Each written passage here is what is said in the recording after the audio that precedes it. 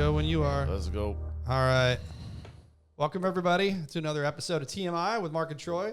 Today, we got a very special guest with us. We're excited to have Jayne Reysack here with Inspired Living for You. And, Jayne, we're going to have you give us a little bit background on how you got to where you're at. But I was looking on your Facebook page, and I'm kind of curious, how many pull-ups can you actually do?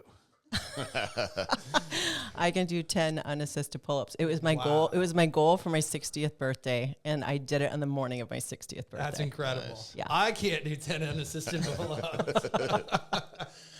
Oh my goodness. Congratulations. Thank you. Time I tried.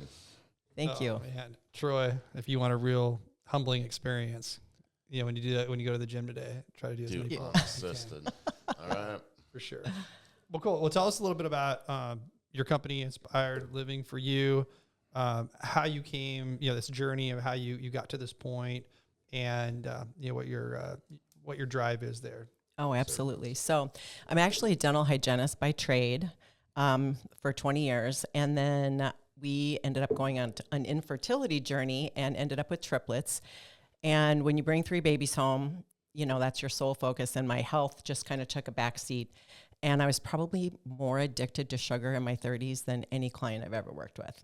So that was kind of the beginning of the health piece of my journey. And so I was inspired to learn more. I knew they were 7 years old, and I had that turning point. I literally thought I was going to have to go to the ER. I thought I was overdosing on sugar. And I was like, Jayne, come on, we got to figure this out.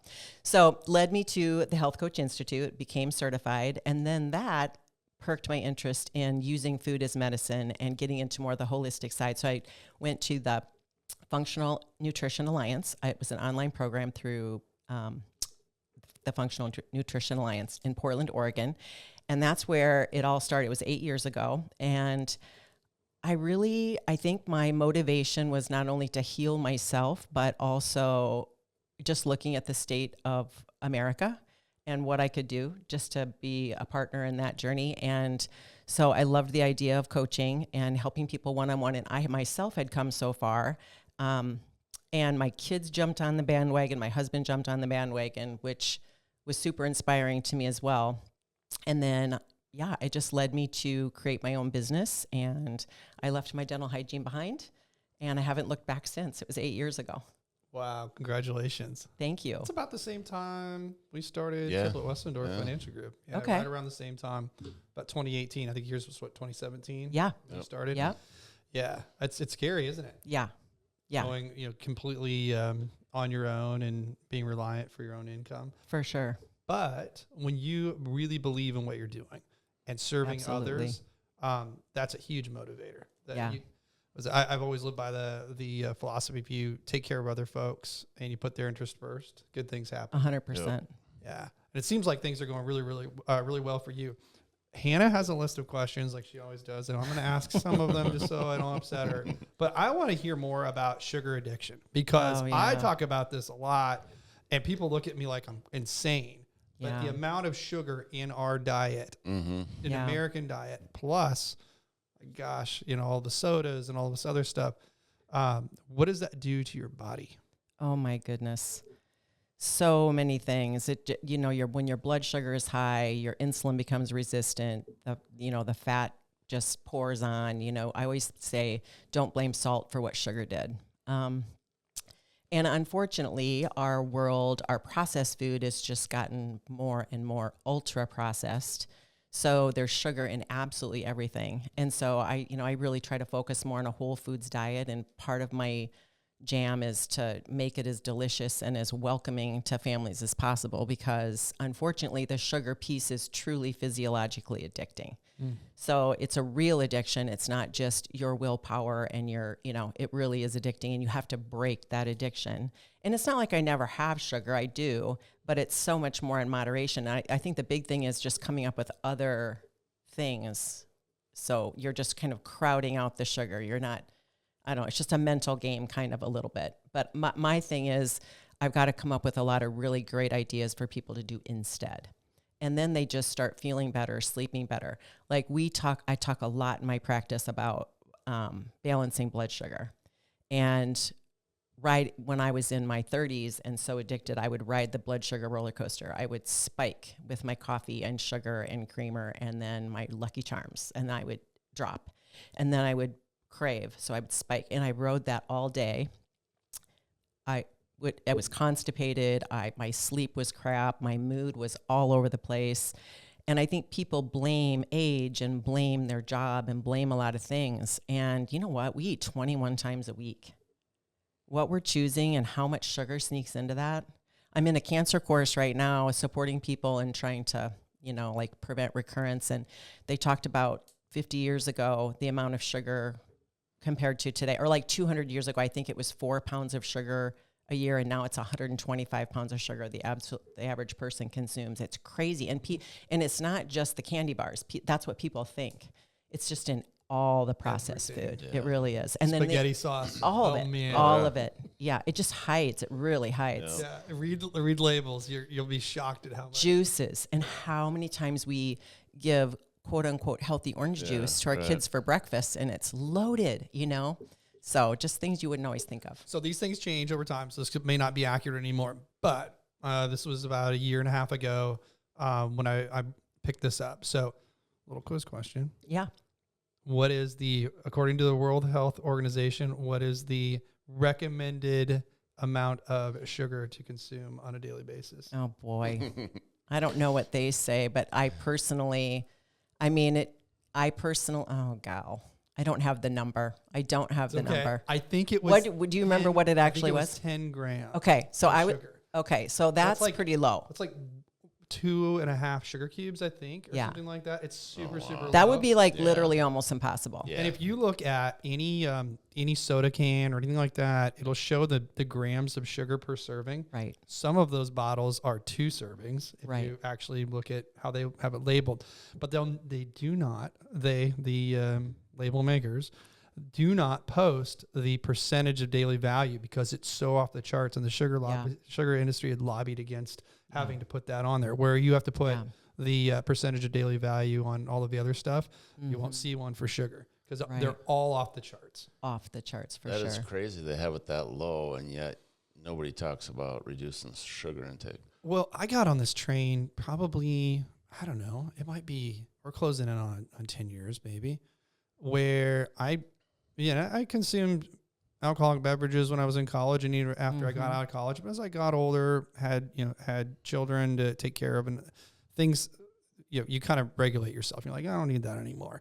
But I woke up one morning feeling hungover, and I had not had a drop of alcohol.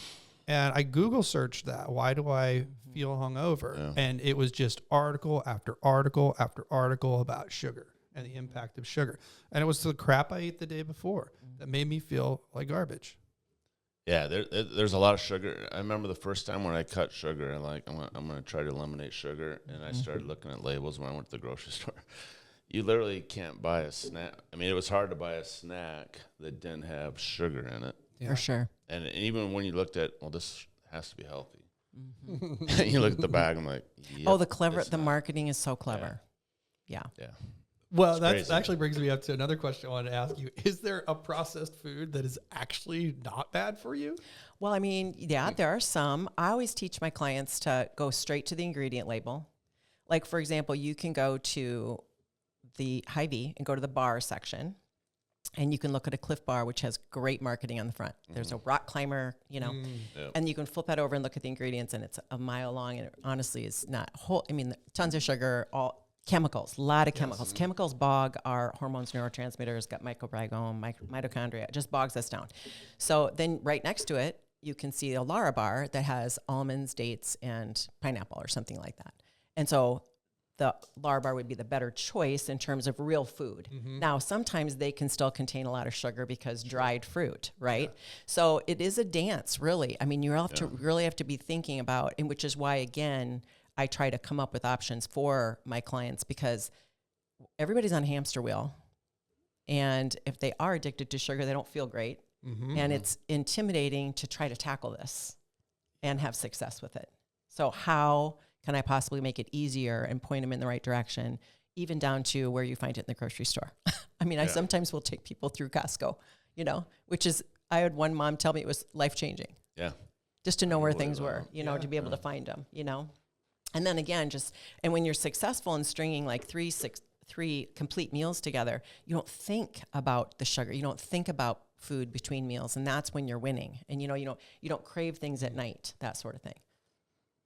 That's fabulous. And you said something earlier about food as medicine. Yeah. I love that phrase. Yeah. Share a little bit about why food is medicine and how many folks listening probably haven't even heard that, because they're oftentimes doctors today have no training at all in that at all. Mm-hmm. Yeah, I know.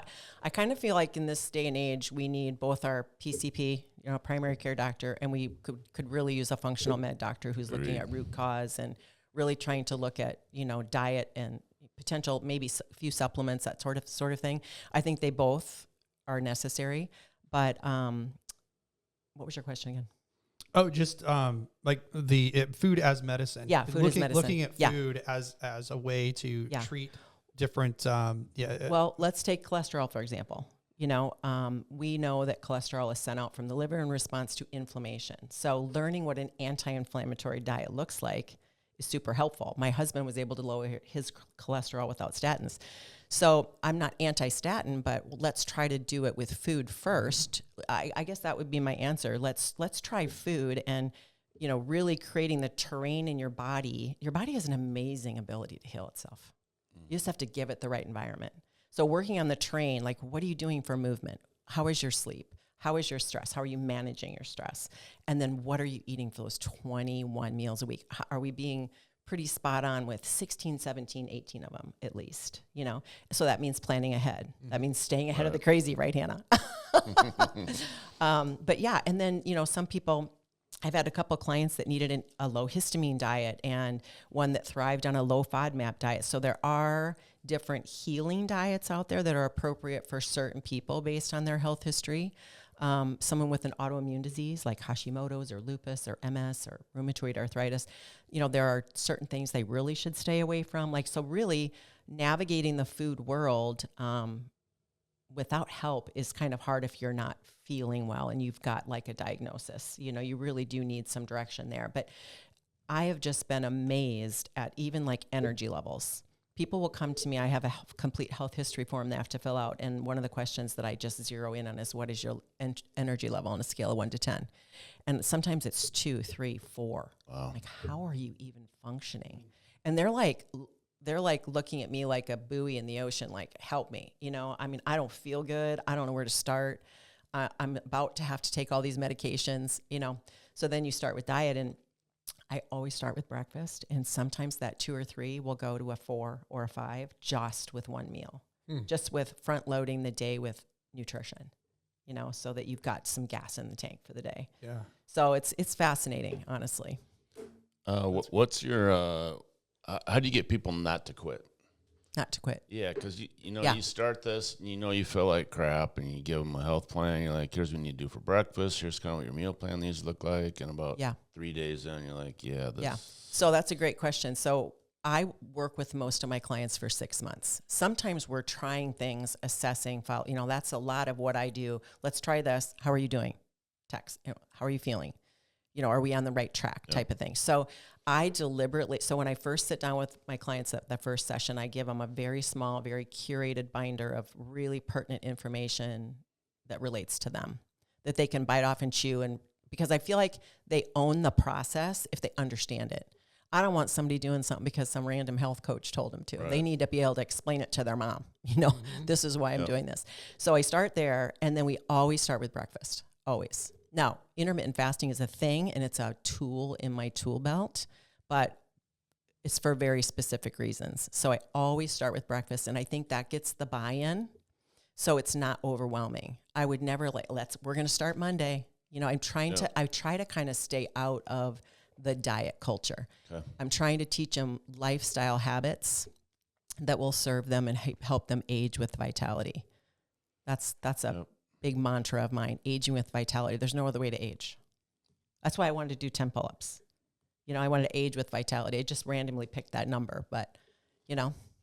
I also saw on another post on Facebook that said something to the effect, Don't work out to be a size 2. Work out so that your 80-year-old self can lift the groceries and chase the grandkids. Gotta have a chair. I think that's so important. Like the mobility aspect of it. Eating right is one aspect of being healthy, but then moving your body. Oh my gosh! And I could tell from your Facebook page that that's a huge part of your success is also fueling your body, but also moving your body.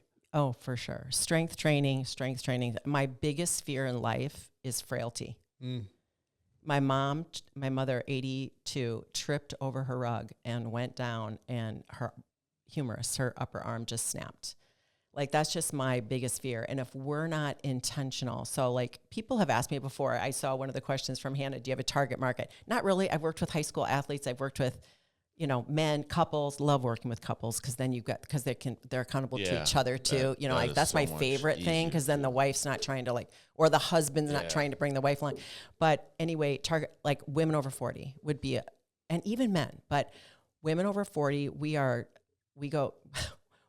have the babies, we have the periods, we go through menopause, we have all the things, and the hormones, the ride that the hormones take and stuff, and just learning how to navigate what should I be doing? Why am I gaining weight when I've done nothing different than I have for the past 10 years? Well, let's talk about, there's so much. So strength training, protein, and fiber.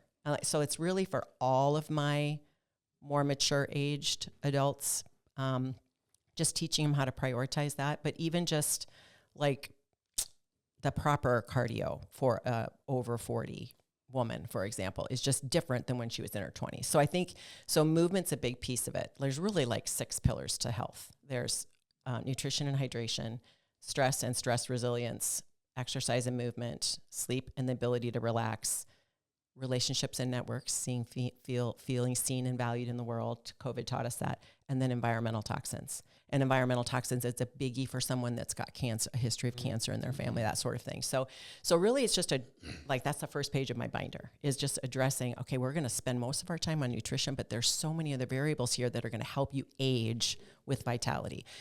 One of my dearest friends in the world is gone.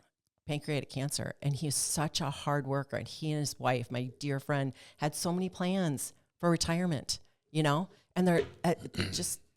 it just revved up my passion about health for the seniors more than anything else. Well, that's why we love having you here. We preach financial fitness, and we have a process to help guide folks to and through that to make sure they're on the right track. And you start with breakfast.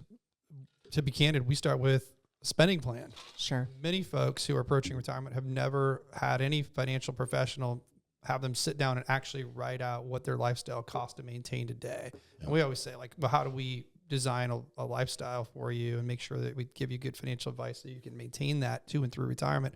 If we didn't stop to actually figure out what it costs to maintain your lifestyle today. But what's the point in being financially fit if you can't actually use it and enjoy it? If you're crumpled up on the couch and can't get up and do anything, and then you have piles of money in your accounts, you're just gonna either give it away to charity or you're gonna pass it to your heirs. What was the point in that? We want them to be able to be physically healthy enough to enjoy those lifestyles beyond their working years. And this is food and fitness are 2 areas that we really try to strive to encourage our clients to be mindful in and participate. And it's not about perfection. I always say progress over perfection. I mean, some little tweaks can have a huge impact on your energy levels. It's not about revamping and never going through a drive-through again. I mean, it's not about that. It's just about being intentional. And I always say consistency in my world is what breeds the results. It's not the perfection. Absolutely. Yeah. Consistency is key. Yeah. Just about everything you do. 100%. And so you have to be intentional. Yeah. It forces you to be a little intentional about it and not just catch it on the back end. I always say, if you look at your partner at 5 o'clock, what do you want for dinner? You just lost that. Yeah. You lost that meal, because unless you've got a really well-stocked fridge and it can come together quickly, that's a tough one. Yeah, I think that's what diets do when you talk about, never going through a drive-through again. I think you start to get a little... You kind of go over the edge on diets where now I'm eliminating everything. I'm like, I'm not touching that. I'm not doing it. I'm not having that cake. I'm not doing the drive-through. And on top of that, I'm not eating. Exactly. So you end up eating less for a period of time before you go back. Oh, and I will tell you that 90%. So I have my clients fill out what's called a food, mood, poop journal. So 5 days. I need a 5-day snapshot of what's normal for you right now. First column is what you ate and drank other than water. Second column is how did you feel? Good energy, craving this, heartburn. Like just so they start to draw the parallels themselves. And then the last column, did you have a bowel movement? And at the bottom, how many cups of water did you drink? And then what time did you go to bed? What time did you get out of bed? How many times did you wake up? And 5 just average days. And I say, don't try to be good. You know, I want an accurate snapshot of what's normal for you. And that's like my blueprint. Totally. I match it up with their health history, and it just gives me my blueprint for that 6 months, what to try first, what to go for. And then just even pointing out to them better choices, you know. And again, there are humans in this world that should never have gluten or never have dairy or never have something. But the other food sensitivities are really just a snapshot in time. Sometimes you just have to heal the terrain, heal the gut, and then you can have some of those things again, you know. So, and again, it's just, once again, at the second visit, I always give them a big, thick binder of meal ideas after finding out what their likes and dislikes, because again, they have to have something else to replace what they were currently doing, you know? So I think that's a huge part of it, but yeah. That's good. I love this conversation. Yeah, it is good. I keep thinking about this. How many folks are walking around that don't even know what it feels like to feel good? Oh my gosh! I bought a weight vest. It's only 45 pounds. I say only because I thought that wasn't very much. Yeah. But you put that weight vest on, and I walk around the neighborhood on occasion, and I'm like, my goodness, you know, I should be about 195. Admittedly, I'm about 5 pounds heavier than that. Most of the time, about 200. I should be about 195. We're working on it, okay? But strapping on another 45 pounds, like somebody who's 6'5". All right, let's be honest here. 5'11" and 3/4. Okay, I'm almost 6 foot, not quite there, and 245 pounds. Holy crap! There's a lot of folks that size walking around, and they have no. I'm sure their legs and their calves must be super strong, like way stronger than me, and they just don't know what it feels like to feel good. Oh my gosh! Yeah, the joints and everything just start taking impact. Yeah, and removing the inflammatory foods. That was the one thing my husband said. He wasn't really on board in the very beginning when I was playing around with learning and playing with these and trying to come up with meals that I even wanted to eat. Right, I was on my own journey. Yeah. And he, you know, can you still make tater tot casserole for me? And you know. So, but I remember when he did embrace the lifestyle, and 6 months in, I could tell, like, he was trimmer. I mean, he's always looked good, but he was trimmer. But I said, you haven't been to the chiropractor. You usually go like once every week or two. Like, you haven't been. He goes, I haven't hurt. I don't hurt anymore. Like, I didn't know how inflamed I was until I wasn't. And to your point about, you don't know how good you, and some people literally look across the table at me and say, I'm sick and tired of being sick and tired. I'm just, I don't want to do that. I'm at a fork in the road. I was talking to Hannah about this earlier. People get to fork. They know, like I knew in my 30s, I keep going like this, I'm going to start seeing cholesterol, triglycerides, weight, all the things. I need to go back the other way. I need to go just pick myself up and put myself on a different road. That's why I always tell people, you know, you're on this road. Now you're in this road. Just stay on this road. Even if you get knocked in the ditch or you sit down with your thumb in your mouth some days, just stay on that ditch or stay on this path. Don't go back to that one, you know? And then it's just a matter of learning what that looks like. Oh, yeah. Oh, heck yeah. I always say 5 minutes in the mud. Find a friend. Then one of you's got to pull the other one out. 5 minutes, and then you're done. Yeah, nice. That's for great. sure. Good visualization too. Yeah. Inflammatory foods. What kind of foods are inflammatory? That's a whole. So I have a whole big list of things, and processed food. You know, highly processed food, highly processed meats. So like your Hormel in the package type, you know, sausages, and you know, just highly processed. A lot of the seed oils. It's the way they're made. Highly processed with high heat and hexane and all the things. Like I wouldn't touch canola oil, and you know, I'm really I only need a couple oils in my home, you know, so it keeps it simple because people, you know, so through the Functional Nutrition Alliance, gluten, dairy, and white sugar are the 3 most inflammatory substances. Gluten wreaks havoc on the gut. No one processes it well, but it affects some people far worse than others. For that reason, you know, I only have a couple high quality sources of dairy in my home. I have, you know, high quality organic grass-fed cottage cheese, organic Greek yogurt. But all my cheese is Manchego sheep cheese. It comes in a block, and I shred it. It's phenomenal. It satisfies all of our cheese needs. And there's just no gluten in my house. Now, will I have a cookie at a graduation party? Absolutely. Will I have dessert on date night out?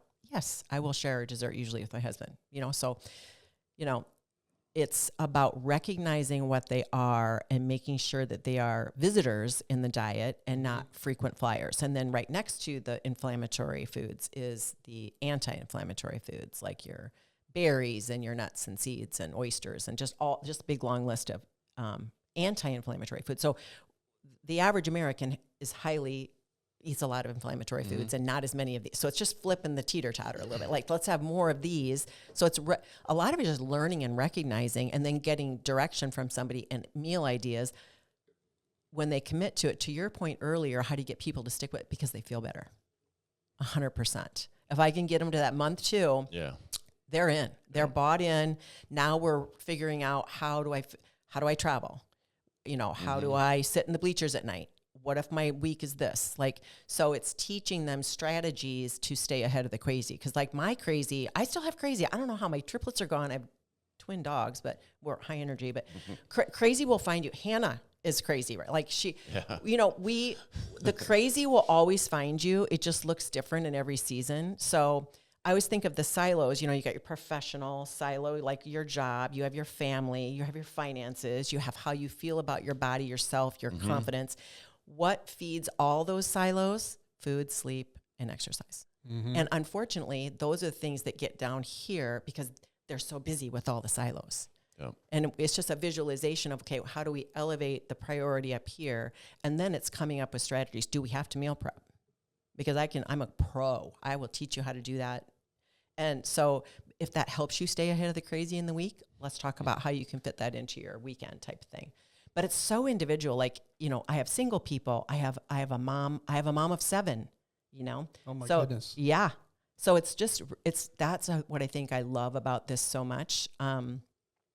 They care enough about the well-being of themselves and their family that they are willing to follow direction and improve things. And I know in my little heart of hearts that just being the guide, they're going to live longer, you know? They're going to live with more vitality. They're going to go from a 3 to a 7 or 8 or 9. I don't think it's acceptable to be under a 9 unless it's just a short period if it's something going on. But, you know, that's having the energy is the whole point. Super awesome. I love this. I think this is what is missing from education. Oh, For my sure. goodness. Yeah. I want to go to these schools and say, would you just do a basic nutrition class? Do a basic class on insurance and finances and saving and where do you start? Even as someone coming out of high school, like there's so many opportunities there. I'm about to rattle some cages, ruffle feathers here. When I graduated high school in 1999, all through K through 12, I went to North Polk, K through 12. They had real, and I mean real authentic lunch ladies. We'll call them lunch people now. Yeah. Lunch ladies. They actually made food. They had real ingredients. They made stuff that we ate. They didn't warm it up. It wasn't prepackaged. Yeah. It was real food. And there was no dietitian at the state level demanding, here's what you need to have. They made real food, and we ate it, and we ate a lot of it. And we would go back for seconds, and it was good for us. And now, I mean, my son has no idea how to eat well. The crap that they eat, not just at school. It's been a while since I've been to a school lunch with him, so I really don't know what they're serving right now. But the stuff that he's willing to shove in his face after school, I'm like, oh my gosh. The convenience industry Not good. is just got it going on. You know, with the clever marketing and I've just been noticing lately even, I don't watch a ton of TV, but I've been noticing more and more ads for the junk food. Mm-hmm. I don't recall. It's almost like, I don't know, the current administration's trying to kind of go the other way. So I don't know if they're trying to get their last like licks in. Yeah. I don't know. It seems like it's worse than it's ever been. Yeah, it is. And I find it hard even for myself and my wife. It's just us two, like not getting so far behind in the day where we're just doing something quick. Oh, So I can't imagine like, yeah. 4 kids, 2 kids, taking them to ball games. Oh yeah, You're leaving work, going to the ball field, and you haven't ate. right. And then You don't afterwards, prep. on the way home, it's too late to Yeah. make dinner, so they're stopping. And who wants to make dinner at that point? Yeah. Exactly. Yeah. And especially if there exhausted. wasn't a plan for it. Yeah. I mean, I totally see how it happens Oh, yeah. to amazing families and everything else. And it's a lot like the finances. You have to have a strategy and a plan. I mean, it truly. And just creating that for someone, and then they just stick to it's what you do without thinking. So this is what you were doing without thinking. Mm-hmm. Now we need to cement this so that this is now what you're doing without thinking. But I would say, I was starting to say earlier, I don't know if I completed my thought, but 90% of my clients that come to me with weight loss as one of their goals are not eating enough. When they do that, I was starting to talk about, I got sidetracked, but the food, mood, poop journal, I look at and it's funny. So if you think about like your metabolism is a roaring fireplace in your gut. So Michael Phelps would have a bonfire, right? He can eat 10,000 calories and he's moving his body like crazy. Then you have the little old lady on the couch that's having a piece of toast for breakfast and maybe a bowl of soup for supper, but she's 40 pounds overweight and it won't budge. Well, her fireplace is last week's campsite with no embers. You can't even find any red embers poking. So all of us need to land in the middle somewhere, preferably closer to Michael. But really it's about, and so it's all the little habits and things throughout the day that either add those dry logs and accelerant to the fireplace or they put that wet blanket on. And we're all going to do things that put a wet blanket on, but we need to put more of the dry logs and the accelerant. So sometimes I think that visual helps people. And that's why I think one of the questions on here was, what if you could give one piece of advice? That's tough, because obviously everybody's different, right? But it would start with breakfast and 1 cup of coffee, because so many people rely on the fake energy to keep them going throughout their day. And that's fake energy and coffee. Now, I enjoy my cup of joe in the morning. I have all my little things I put in it. It's, so I love my cup of coffee in the morning, but then we need food. Like your biggest meal of the day should be breakfast. And I get the biggest pushback on that. And you have to train your body if you're not used to it. So, but you're front loading your day with calories. You're starting your blood sugar off balanced. You're going to negate the fatigue and the cravings later in the day. You're going to have a better night's sleep. Like I can't tell you how many positive things happen with a killer breakfast. And the blood sugar thing is real. It's serious to start on a nice little raise with the like gentle rolling hills and not the spikes and the drops like what I had in my 30s. So breakfast ideas. What do you like in the mornings? Does it need to be prepped on the weekend or can you make it? It depends on what time, when do you work out? I work out at 6:30. I make my meal at 7:30 and it's the biggest meal of the day. So it's helping people create that environment within their own life. And that's where the coaching is so individual with each individual and couple, because their life looks different when they choose to work out, when they work, that sort of thing. Circadian rhythm, it's another whole thing. So you should have either brought a sleeping bag or you'll have to take my batteries out. You'll have to, because I could talk about this stuff till tomorrow. I'm just thinking to myself, I need a bigger cup. Right. I know. I can only have one. When you walked in with a coffee, I'm like, I wonder what he's going to think about that. But there's nothing wrong with coffee. There's really nothing wrong with coffee for most people with healthy adrenals. There really isn't. A cup of coffee is great. It's just the relying on it to create the energy is with food should always power your day. Yeah. I just like the taste of it. I don't. I do too. It's not an energy reliant thing. Nice. I will have way too many lattes on the weekend, just because you enjoy the taste. I like them. Yeah. Yeah. And my favorite dessert is a salad. People think that I'm absolutely insane. I'd rather bring me another one of those salads, please, rather than dessert. I just don't. I'm not a dessert person. I really, you touched on this earlier, but I really want to hit on it because I think it's super important. A lot of folks don't like working out. Yeah. And come January every year, when new folks flood the gym Yep. with that New Year's resolution. And then disappear. Exactly. Yeah. I watch them go in the door, look Yeah. around confused, and go Yeah. to a treadmill. I'm like, well, you're going to be gone in like 3 weeks. Yeah. Talk about the importance. If you can only do one or the other, cardio or weight training, Oh, which one is better for you? no question. Weight training. And we're not talking about 1,000% for every human being. And we're not talking about, you don't have to become an Olympic No, lifter. no. You can use bands. Any resistance training is probably Yeah. a better word. Resistance training. Whether You got to using build free lean weights, mass. lean mass. That you talk about the fire, Mhm. the Mhm. fireplace. You Mhm. it has to have something to fuel. And as you age, talk about the importance of. Well, you said your mom fell, Yeah. broke her Yeah. arm. Yeah. The importance of that skeletal muscular gosh. structure and the resistance training and the impact it has on that. Yeah. I have this great graphic that I posted on my Facebook or Instagram or whatever, but it's got the trajectory of a woman who lifts weights and she stays standing up. She's got mass on, she's got formed shoulders and she's standing upright. You can see a little muscle. She doesn't look like a bodybuilder. She just looks strong. Strong is the new skinny. So then the bottom picture is someone who doesn't lift weights and they just kind of shrink. They just start bending over and they start almost shrinking. I swear they get shorter. And then they're the ones that have the cane in the last picture because they just don't have that skeletal mass that supports the skeleton. And strength training and jump training for women, which is where you literally put some impact on your feet, that will help prevent osteopenia, osteoporosis. So my mom does have osteoporosis, so it wasn't surprising that she tripped, fell on her carpet, and snapped her humerus, right? Yeah. So that's a big thing for all of us. Posture. Another big epidemic we have is the sedentary lifestyle. Yeah. So the most recent research is, and I made my husband do this, he was so annoyed. So setting his alarm every single hour, that helps with hydration too. Set an alarm every hour until you get in the habit, but take a big drink and then stand up from your desk and do 10 deep knee bends. That's it. Maybe a couple jumping jacks. Sit right back down. You get your lymph, you get your blood, you get everything flowing again. The current research says that is even more impactful than like a 30-minute walk at the end of the day.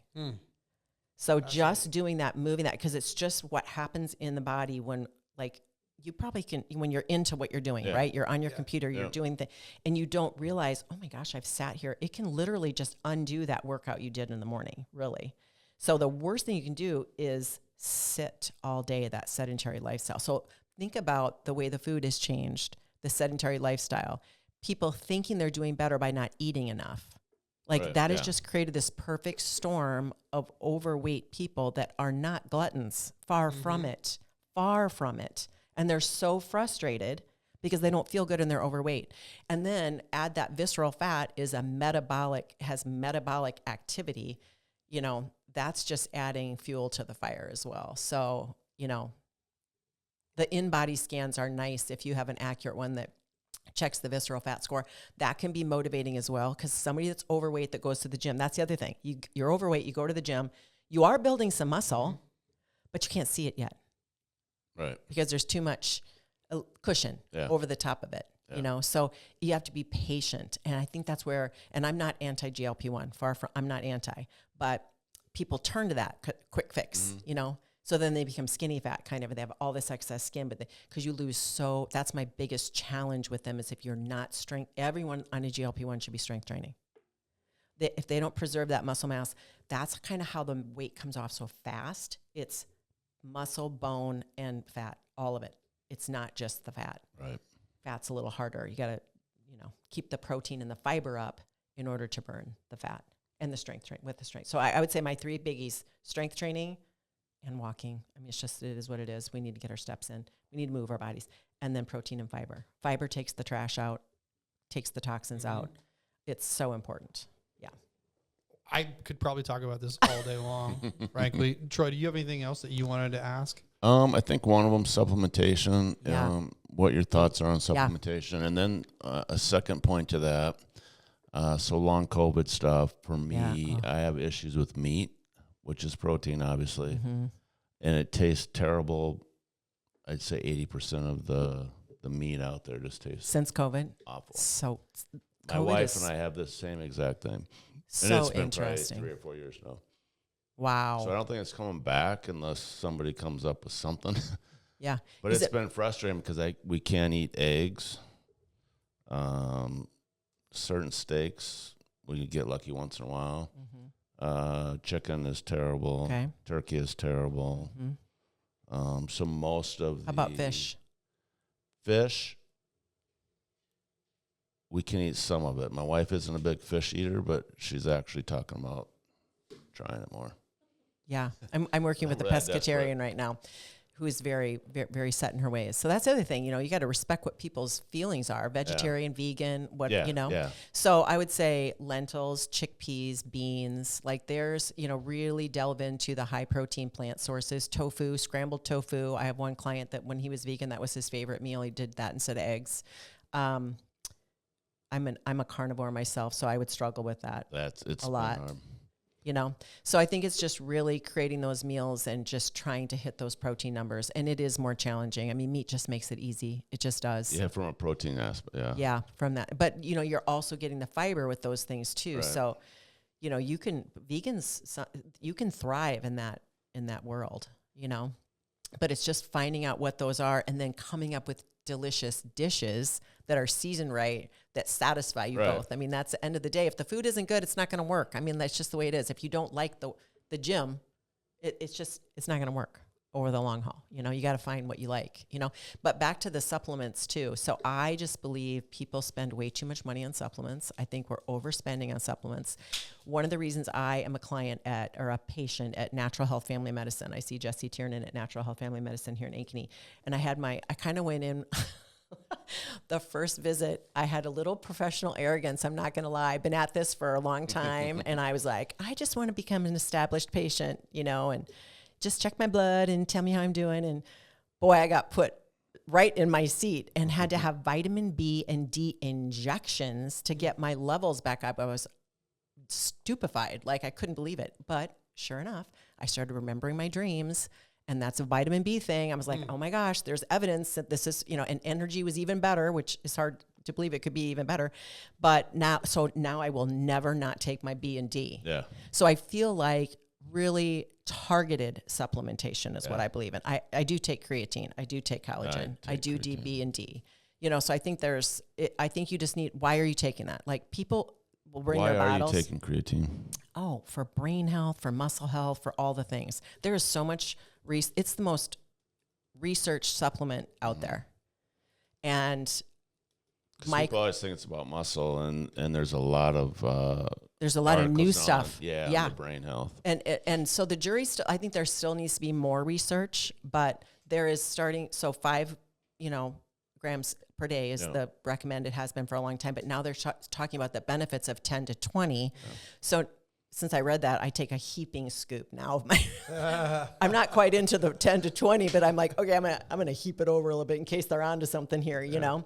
But yeah, for brain health, for just, that's a lot of good things. Whole big thing, the creatine thing. But yeah, I think people will show me all these things they're on, and I'm like, wow, I think they got sucked into the marketing around it, just like the food.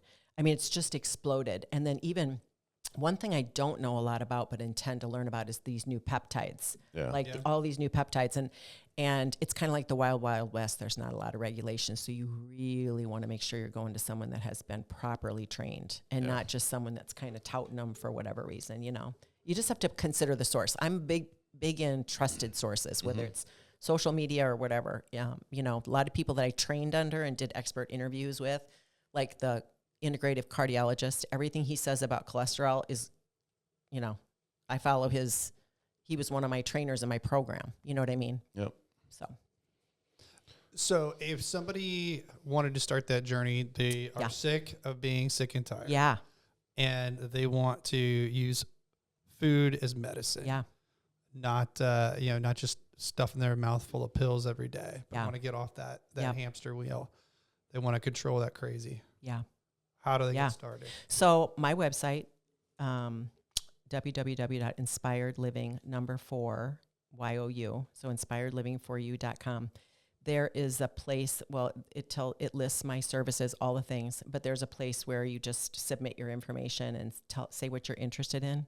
And I always receive an email immediately, and then I'll reach out, and I always do a phone call with my clients. And the reason is you could line 10 of me up, and we all approach health and nutrition and lifestyle change a little differently. Right. So I find in a 15, 20-minute phone call, we can make sure that we are a good fit to work together. Yep. You know, we are going to track protein and fiber, but not till later in the program. But we need to know where you're at. Because like for me, I was 20-ish grams short of my protein goals until I started tracking it. So there is going to be a little bit of that, but it's just teaching you what it's all supposed to look like. So the whole point for me is that they don't need me after 6 months.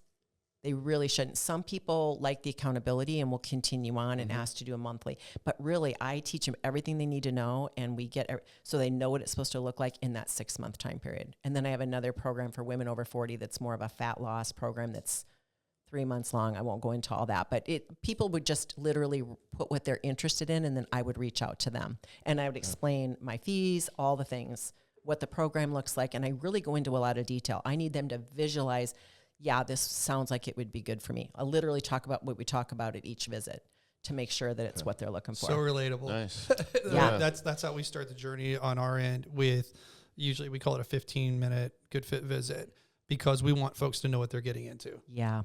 We're not a fit for everybody. We know that. You know that you're probably not a fit for everybody. Yep, exactly. And you want to have the most successful outcomes, and that means kind of vetting out, is this going to be something that they're willing to go down that process and see it all the way through, and are we on the same page about what we believe and our philosophy, and does that resonate, and are they going to be okay going through the process? Because if they're not, it's going to get frustrating for us. It's going to get frustrating for them. I'm sure it's the same way for you. Absolutely. You want to make sure that it's a great experience all the way through, and that's how you get better outcomes, right? Absolutely. Yep. For sure. Cool. Well, this has been a super pleasure. It has, yeah. I've enjoyed it. Thank you so much. Yeah. I know I'm doing some naughty things now. Oh, we all do. We all do, though. I get my steps in, though, because I drink enough coffee and water that I have to go back and forth to the bathroom. And I might get enough up and down because I got to get out of the chair. Right. Yeah. So, yeah. I've got you thinking about a couple things, right? Yeah, for sure. No, this has been great. Thank you guys so much. Thanks for coming in and spending some time with us. Appreciate it. Yeah.